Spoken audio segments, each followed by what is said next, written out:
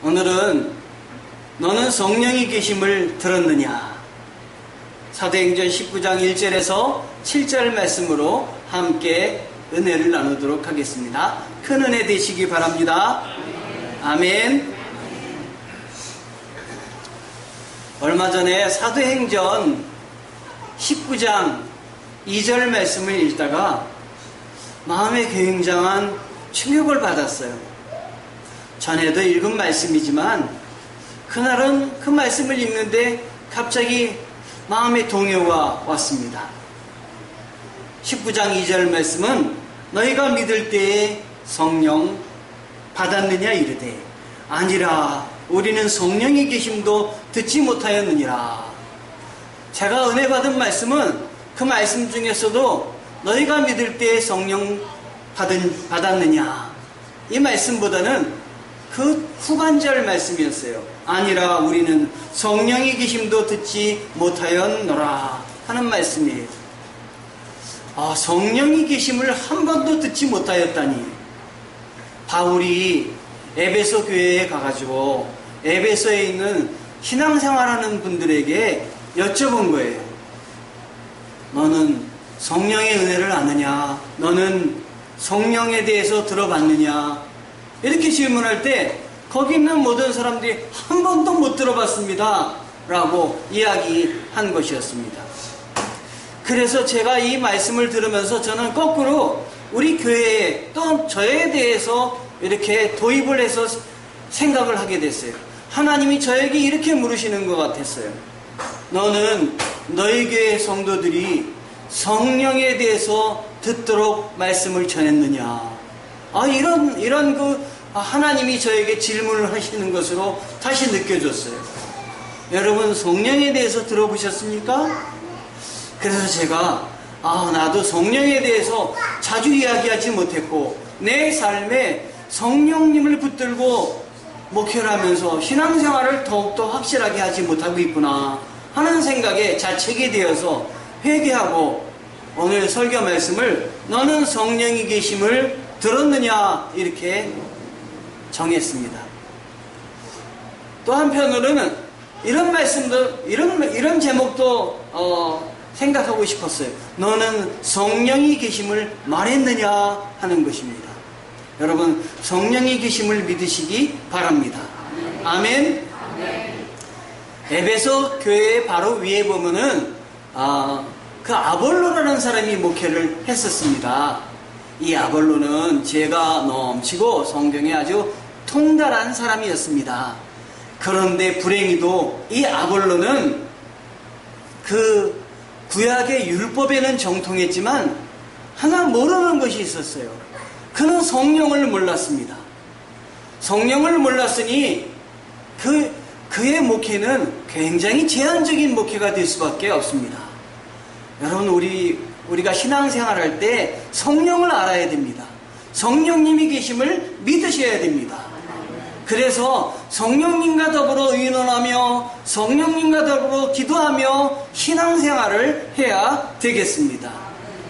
바울은 그래서 이 사람들에게 성령님이 누구이신가 이제 풀어서 전하고 있는 것입니다. 저도 목회를 하면서 붙든 말씀이 있습니다. 전에도 여러 번 얘기했지만 사도행전 1장 8절을 저는 붙들고 목회를 합니다. 사도행전 1장 8절이 오직 성령이 너희에게 임하시면 너희가 권능을 받고 예루살렘과 온 유대와 사마리아와 땅끝까지 이르러 내 증인이 되리라. 이런 말씀입니다. 제가 목회를 시작하는데 하나님이 너는 누구를 붙들고 목회해야 되느냐? 그 말씀을 주시면서 이 말씀을 주셨는데 앞부분의 말씀입니다. 성령이 너희에게 임하시면 성령을 붙들고 해야 된다. 성령이 임하시면 내가 어디로 가든 예루살렘과 온 유대와 사마리아와 땅 끝에 어디든지 가든지 내 증인이 되리라 했습니다. 성령을 붙들면 성령의 힘으로 되리라 하는 것이었습니다. 여러분의 가족과 여러분의 모든 하는 일들이 되는 역사가 있기를 바랍니다.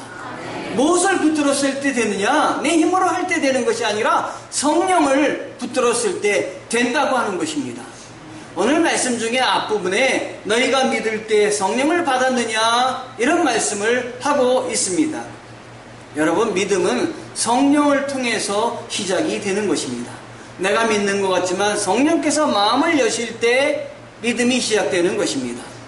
불행히도 아볼로는 성령을 몰랐습니다. 그래서 아볼로는 구약의 하나님만을 알았습니다. 성령을 모르고 신앙생활하니 그의 신앙이 얼마나 협소했겠습니까? 바울도 처음에는 성령을 몰랐습니다.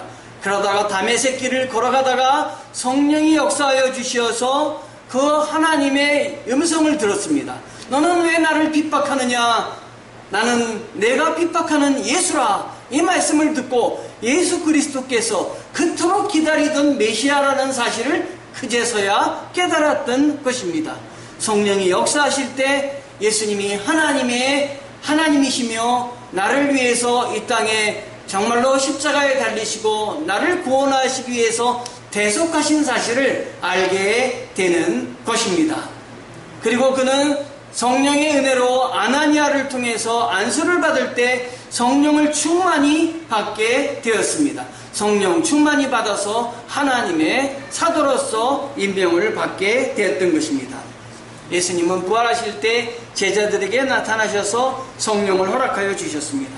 예루살렘을 떠나지 말고 기다려라. 성령 받기까지 예루살렘에 머물러라. 그들이 성령 받기까지 예루살렘에 머물렀을 때 마가의 다락방에서 하나님의 은혜가 역사하시고 성령이 강림하여서 거기 있는 모든 사람들이 성령이 충만함을 받고 각기 다른 방언으로 이야기를 했다고 나와 있습니다. 성부 하나님은 우리의 창조 때부터 섭리하시고 성자 예수님은 우리에게 말씀을 전하게 하신다면 성령 예수님께서는 그 수면에 하나님의 신이 운행하시더라 하시면서 이 창조 초기부터 우리 창조의 우리 인간의 역사에 함께 하신 분이 성령님이십니다. 성령님을 믿고 받아들일 때 우리가 하나님의 자녀임을 알게 되는 것입니다. 성령님을 믿을 때 하나님이 주시는 우리에게 가장 큰 역사는 뭐냐? 하나님의 자녀로 고백하게 하는 역사입니다. 내가 하나님의 자녀로서 양자됨을 가르쳐 주는 것입니다. 그러므로 너희가 믿을 때 성령 받았느냐? 우리가 믿을 때 성령께서 함께 해주시는 것입니다. 이 요한의 세례는 물밖에 모르는 세례입니다. 요한은 그래서 물로 세례를 주었습니다. 그런데 요한이 뭐라고 얘기했냐면 내 뒤에 오시는 분이 계신데 그분은 내가 신발끈도 풀기도 감당하기 힘든 분이다. 나는 그분에 앞서서 왔고 그분은 나보다 더 크신 분이시다. 그분은 나를 지으시기 전부터 함께 하셨던 분이시다. 이렇게 이야기를 했습니다. 나는 물로 세례를 주지만 내 뒤에 오시는 분은 풀로 세례를 준다. 이렇게 이야기를 했습니다. 그리고 이 요한은 성령이 그 하늘에서 내려오시고 그리고 세례를 줄 때 그 감동을 받아서 하나님의 은혜가 역사하는 걸 봤습니다. 그는 성령 충만을 미리 받았던 것 같습니다. 하나님이 함께 해주셨어. 그러나 성령의 세례는 주지 못했습니다. 성령의 세례는 누가 주는 거냐? 바로 예수 그리스도께서 허락하시는 것이 성령의 세례입니다. 그러므로 우리가 예수를 믿고 성령님을 간구할 때 하나님이 우리에게 성령을 충만히 허락하여 주시는데 이 성령을 충만히 받으면은 말씀이 믿어지게 되고 하나님의 자녀임을 알게 되고 그리고 우리가 기도할 때마다 성령이 동행하시고 응답하는 것을 알게 되는 것입니다. 제자들도 성령을 받은 후에 굉장히 변화됐는데 그 제자 중에 가장 그 수제자였던 베드로입니다. 베드로는 여러분도 아시다시피 십자가에 예수님이 달리실 때 두려워서 가까이 갔다가 도망갔던 사람이 이 베드로입니다. 그런데 이 베드로가 성령을 충만히 받고 나서 어떻게 변화됐냐면 죽음을 두려워하지 않고 말씀을 전해서 한 번에 3,000명이나 되는 많은 사람들에게 복음을 전하며 회개를 시켰던 것입니다. 이것은 내 힘으로 하는 것이 아니라 성령이 하시는 것입니다. 그러므로 믿는 자의 능력이 어디서 나오는지 우리는 생각해 봐야 됩니다. 믿는 자의 능력은 성령에서 나오는 것입니다.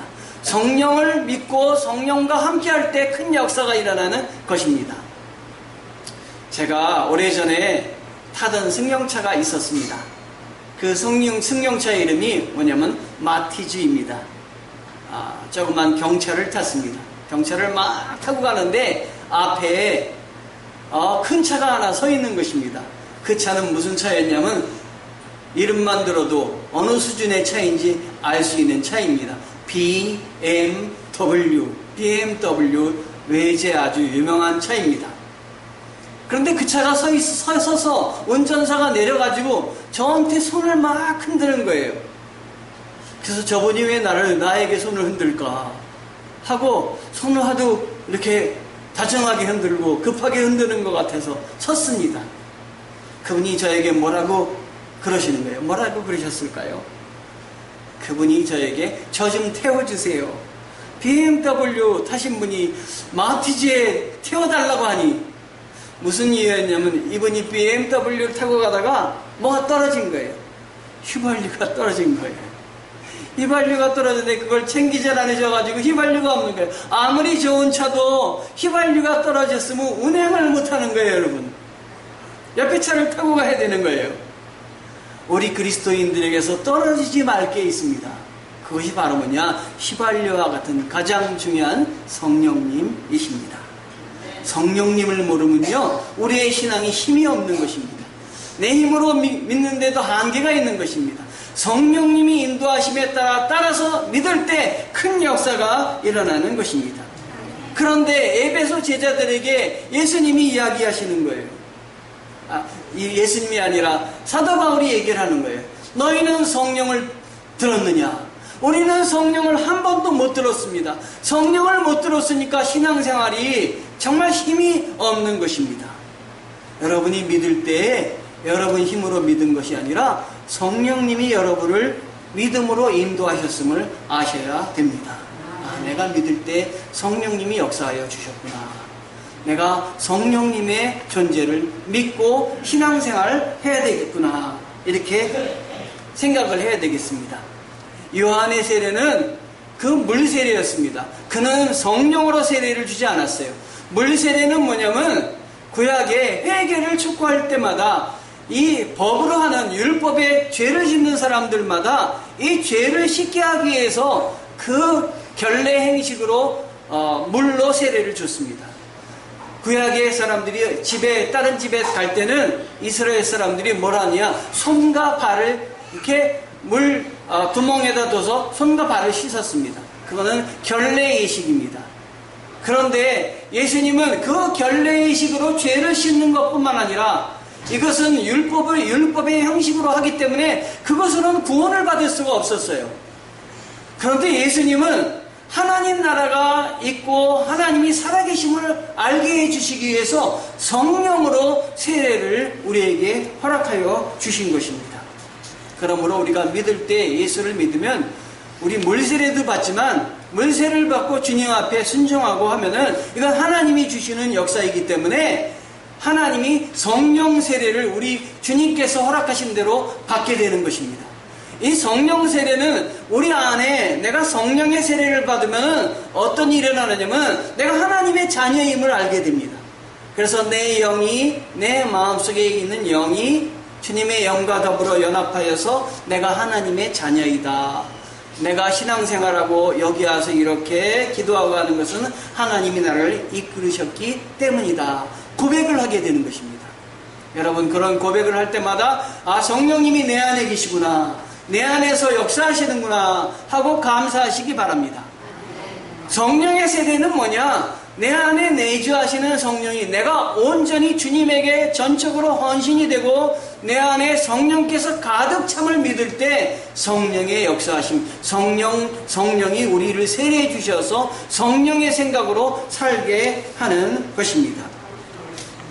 바울이 그래서 에베소에 있는 제자들에게 성령을 모르고 성령에 대해서 들어보지 못했다라는 말을 듣고 안타깝게 여기고, 그리고 바울이 사도행전 19장 5절에서 7절을 보면은 그들이 듣고 예수의 이름으로 세례를 받으니 바울이 그들에게 안수함에 성령이 그들에게 임하심으로 방언하고 예언도 하니 모두 12사람쯤 되니라. 이렇게 성경에 나와 있습니다. 여러분, 저는 목회할 때 성령을 붙잡고 합니다. 전도도 성령을 붙잡고 합니다. 어떤 분이 제가 전도를 해서 우리 교회에 성도들이 많이 오셨다 이 말을 했더니 이렇게 저에게 질문을 했습니다. 목사님, 전도 어떻게 합니까? 이런 얘기를 저에게 하셨어요. 그래서 제가 뭐라고 얘기했냐면요, 강호동처럼 합니다 그랬어요. 누구요? 강호동처럼 합니다. 씨름 선수 강호동 있죠? 제가 왜 그런 말을 했냐면 제가 그런 얘기를 듣게 됐어요. 강호동이 씨름 선수였는데 그 MC 사회자로 이렇게 변신을 하지 않았습니까? 그런데 사회자로 변신을 해가지고 그가 이끄는 프로그램에 그 나오는 손님들, 그 손님들을 대할 때 그냥 대하는 것이 아니라 그 손님들의 말에 집중을 하고 공감을 하고 해가지고 그의 말을 열심히 듣고 그의 말을 정말 내 마음으로 생각하고 그의 눈을 바라보면서 최선을 다해서 듣는다는 거예요. 그래서 이게 그가 예수님을 알았다면 이게 예수님의 마음이다. 그가 예수님을 몰랐다면 그의 그 마음이 참 좋다. 이런 생각을 했는데요. 제가 그래서 그걸 생각하면서 그래, 강호동처럼 그 뒤에 나는 예수님을 믿고 예수님을 믿는 마음으로 나는 전도를 하자. 이렇게 저는 생각하고 전도를 합니다. 그래서 전도할 때요, 저는 전도용품을 갖다 줄 적도 있어요. 준비가 되면 하지만, 그러나 전도용품 물휴지로도 하고 어떤 때 강냉이로도 하고 어떤 때는 누가 양말을 갖다 주셔서 양말을 전도지를 껴가지고 하기도 해요. 그런데 사람들이 양말을 끼고 하거나 물휴지를 끼고 하거나 아니면 강냉이를 끼고 하거나 그럴 때 물휴지를 참 열심히 잘 받더라고요. 강냉이를 열심히 잘 받아 가시더라고요. 그리고 양말을 잘 받아 가시더라고요. 근데 안타까운 마음이 있었어요. 물휴지하고 강냉이하고 양말은 잘 받지만 전도지에는 관심이 없더라고요. 전도지 안에 있는 예수님의 복음에 대해서는 더구나 관심이 없더라고요. 그래서 제가 기도하면서 하나님, 이 물휴지가 없어도 내가 양말이 없어도 그리고 강냉이가 없어도 이것에 의지해서 전도를 하는 것이 아니라 성령님의 의지에서 전도를 할 수 있게 도와주시옵소서. 이렇게 기도를 했습니다. 그래서 제 마음이 변하기 시작을 했어요. 내가 전도해서 내가 데려오는 것이 아니라 내가 전도하면 내 뒤에 계신 성령님이 역사해 주셔서 저들의 마음을 변화시켜 주시는 거야. 목회는 내가 하는 것이 아니라 성령님이 하시는 것이고 하나님이 하시는 걸 내가 그 일들을 내가 사람이 움직여서 감당하는 것뿐이야. 역사하시는 분은 성령님이야. 이렇게 생각을 한 거예요. 여러분도 어떤 기도를 하거나 어떤 문제를 가지고 하나님께 부탁을 할 때 내가 이거 해서 될까? 이렇게 생각하면 안 되는 거예요. 내가 기도해도 역사하시는 분은 성령님이시다. 성령님이 함께 하신다. 내가 예수를 믿게 된 것도 놀랍게 내 힘으로 믿은 것이 아니라 성령님을 믿어서 이렇게 예수를 믿게 되었듯이 내가 기도하는 모든 것들도 성령님이 함께 하시면 가능하다라는 것이에요. 저는 목사 되기를 원하지 않았던 사람이에요. 하나님이 목사로 불러주셨을 때 하나님, 나 같은 사람이 어떻게 목사를 할 수 있겠습니까? 이렇게 생각했던 사람이에요. 그런데 하나님이 불러주셔서 하나님이 성령을 주셔서 지금은 하나님의 은혜로 능히 감당하고 있어요. 모세도 하나님께 부름을 받았을 때 나는 못합니다. 나는 어리석습니다. 나보다 말 잘하는 사람 많은데 그 사람 쓰시죠. 하나님은 순종하는 사람을 원했던 것이에요. 하나님이 함께 해주시면 성령님이 역사하시면 못하던 사람도 할 수가 있는 것입니다. 여러분, 내 마음을 열고 믿는 것이 중요한 것입니다. 그래서 저는 전도할 때 하나님, 저기 저 사람 제 전도 대상자인데 옵니다. 잠깐 만나고 지나가는데 어떻게 전도가 되겠어요? 그런데 성령님은 하십니다. 성령님은 그 잠깐 만나는 것도 붙들으셔서 교회로 오게 하시는 것입니다. 저는 저는 전도할 때 어떻게 전도냐? 그냥 지나가면서 전도하는 사람들을 보면요, 그냥 이렇게 전도지 주세요. 예수 믿으세요. 그리고 전도지 주세요. 뭐 팜플렛 주듯이 주세요. 전 절대로 그렇게 전도 안 합니다. 물론 밖에서 볼 때 딴 사람들은 똑같이 그렇게 전도하는 것으로 보일지 몰라요. 저는 어떻게 전도하냐? 저쪽에서 사람이 오면 내가 예수 그리스도의 대사다. 내가 나를 통해서 예수 그리스도가 저 사람에게 지금 전달되는 거다. 그러면 인상 쓰면 안 되잖아요. 가장 예수 그리스도의 모습이 나에게서 드러날 수 있도록 마음속에 내 마음의 기쁜 모습으로 얼굴을 드러나게 합니다. 그를 보고 웃습니다. 저기 올 때부터 그 사람에게 집중합니다. 그리고 전도지를 주면서 예수 믿으세요. 예수 믿으시면 마음에 평화가 옵니다. 라고 이야기를 합니다. 그러면요, 전도지를 받고 제 기쁜 모습으로 밝은 모습으로 드리는 전도지를 받고 가실 때 그냥 앞에서 찍거나 던지거나 꾸기거나 그런 사람 많지 않아요. 제가 전도지 줬을 때 제 앞에서 꾸기 조금 지나가서 찢는 청소년이 한 명 있었어요. 뒤에서 그냥 가가지고 머리를 한 대 딱 때리고 싶었는데 꾹 참았어요. 하나님이 바꿔주시겠지, 하나님이 하시겠지 하는 것이에요. 성령님이 여러분의 주위에 함께 하시고 성령님이 여러분을 붙드심을 여러분 믿으셔야 됩니다. 여러분이 그냥 여기에 오신 것이 아니라 성령님이 여러분을 이끄셔서 이 자리에 나오셨고 그 성령님이 내가 기도할 수 없을 때 말할 수 없는 탄식으로 나를 붙드시고 나를 이끄심을 믿으셔야 되는 것입니다. 여러분, 임마누엘 칸트라는 사람이 있어요. 철학자인데요. 이 사람은 아주 유명한 사람입니다. 어떻게 유명한 사람이냐? 시간을 철두철미하게 지키기로 유명한 사람이에요. 어떻게 지켰느냐? 그가 지나가는 것을 보고 옆 사람이 퇴근할 때가 됐네. 5시야. 지금 칸트 지나가네. 이럴 정도였어요. 그래서 그의 별명이 뭐냐면 규칙쟁이였습니다. 규칙쟁이. 그 자기가 정해놓은 규칙은 철저하게 지키는 것이에요. 저는 이 사람이 참 멋져 보이더라고요. 그래가지고 나도 내가 정한 규칙을 철저하게 지켜야 되겠다 이런 생각을 했어요. 그래서 아침에 말씀을 보낼 때 말씀 보내는 시간을 딱 정해놓고 그 시간에 틀리지 않도록 정말 그 시간에 철저히 보내려고 애를 썼어요. 그런데 저의 이러한 생각이 잘못됐음을 깨달았어요.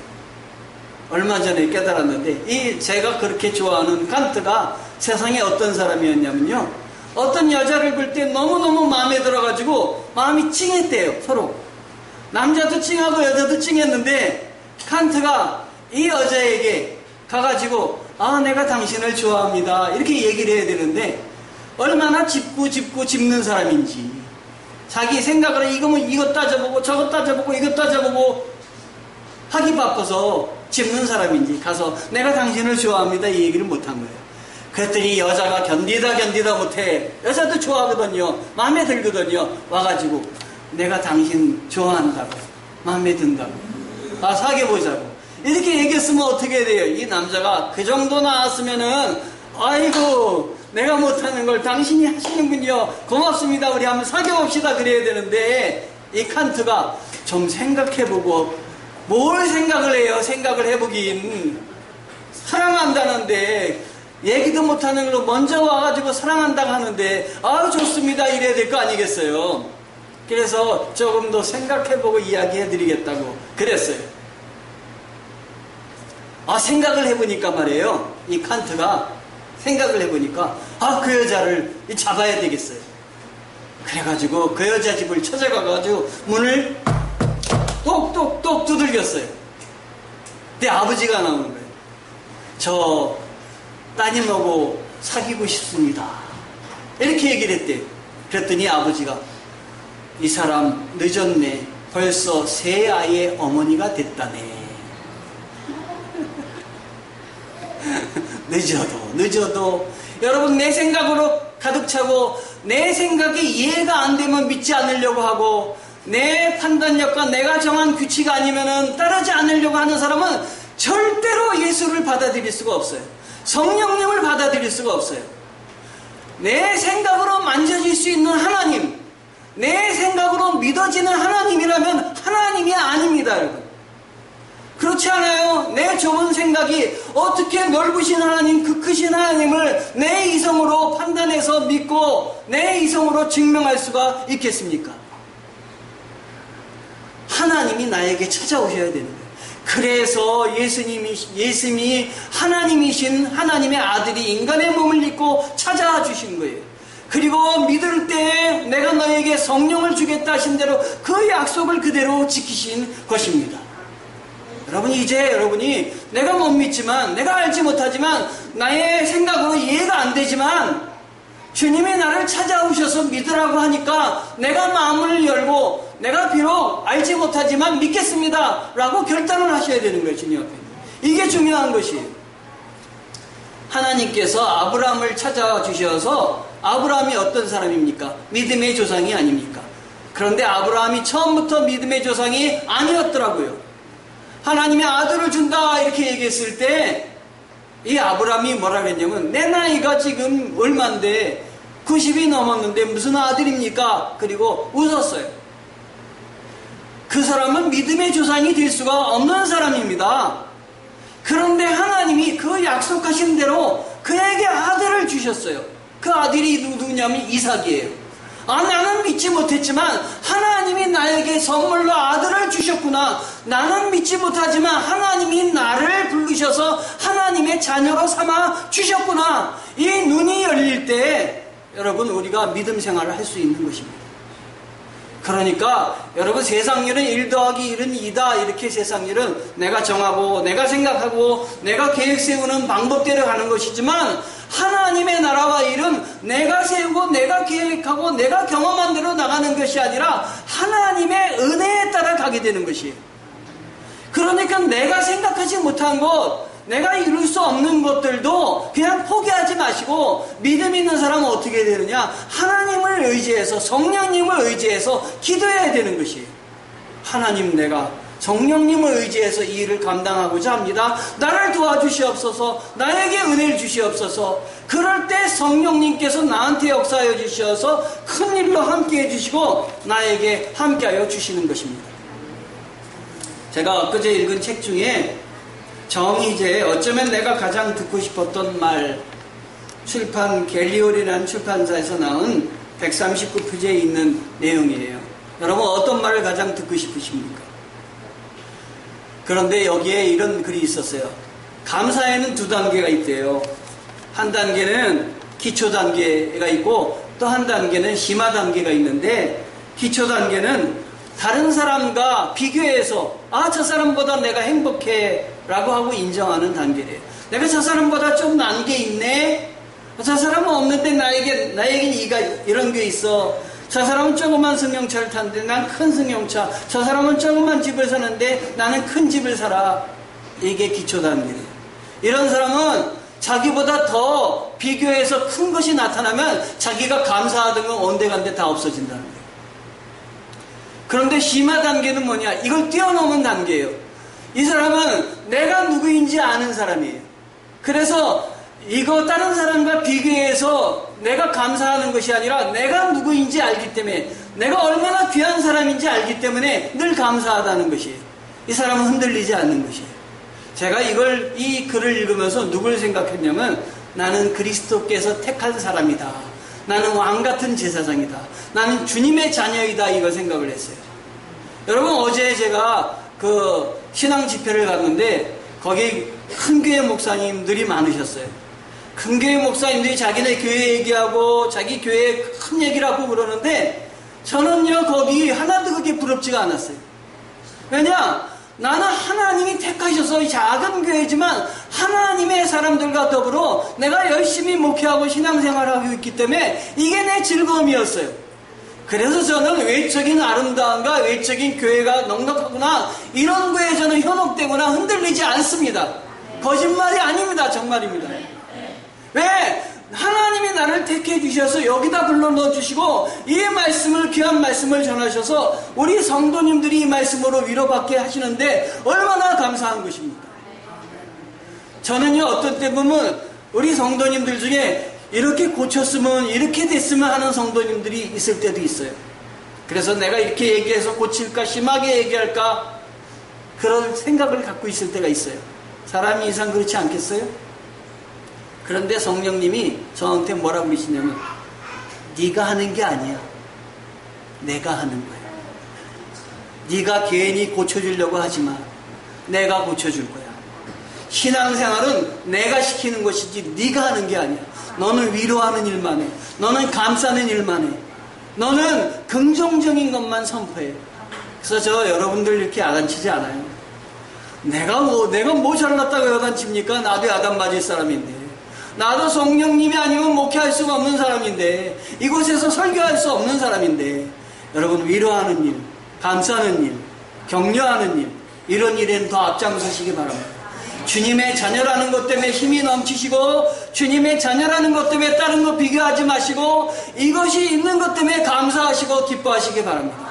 주님이 여러분들을 이걸 통해서 여러분을 붙드셔서 여러분이 하나님의 기뻐한 일을 세우도록 분명히 여러분들을 함께하여 주실 줄 믿습니다.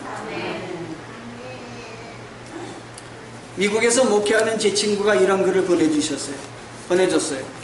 TV를 보던 남편이 물었대요. 당신 나랑 결혼해서 행복해? 이렇게 남편이 물었대요. 그랬더니 아내가 왜요? 이렇게 얘기했대요. 방금 TV에서 20년 이상 결혼 생활을 하는 부부 중에 행복하다고 응답한 사람은 10%도 안 된대. 그랬더니 부인이 10%나 돼요? 이렇게 주고받다가 부부가 싸움이 일어났대요. 여러분, 행복하려고 결혼했는데 행복한 부부가 많지 않은 것이 무슨 이유일까요? 예전에 이런 통계를 들어본 적이 있어요. 결혼한다면 지금의 배우자와 다시 결혼하시겠습니까? 여러분, 결혼하신다면 옛날 결혼하셨던 분, 돌아가신 어르신들과 다시 결혼하시겠습니까? 지금 어떤 분은 벌써 이러신 분도 계시지만 어떤 분은 이러신 분이에요. 왜 이렇게 심하게 부른드세요? 90% 이상의 아내들이 안 하겠다고 대답을 했대요. 90%. 10%만 하겠다고 이렇게 이야기를 했대요. 저한테 한번 물어보세요. 저한테 지금 사는 사람과 결혼하시겠습니까? 예. 새거. 저는요. 네. 그다음에 죽어도 오금살 시험. 아멘. 예. 박수 한번 쳐드리세요. 이런 분이 귀한 분이십니다. 아멘. 새 것만을 추구하는 세상에 성령님을 모시고 성령님과 더불어 신앙생활 하시고 성령님이 함께 하셔서 여러분 믿음으로 사시기 바랍니다. 8월 말씀 한번 읽어보겠습니다. 8월 말씀 주보에 보면 있는데요. 할 수 있거든이 무슨 말이냐? 따라해보세요. 할 수 있거든이 무슨 말이냐?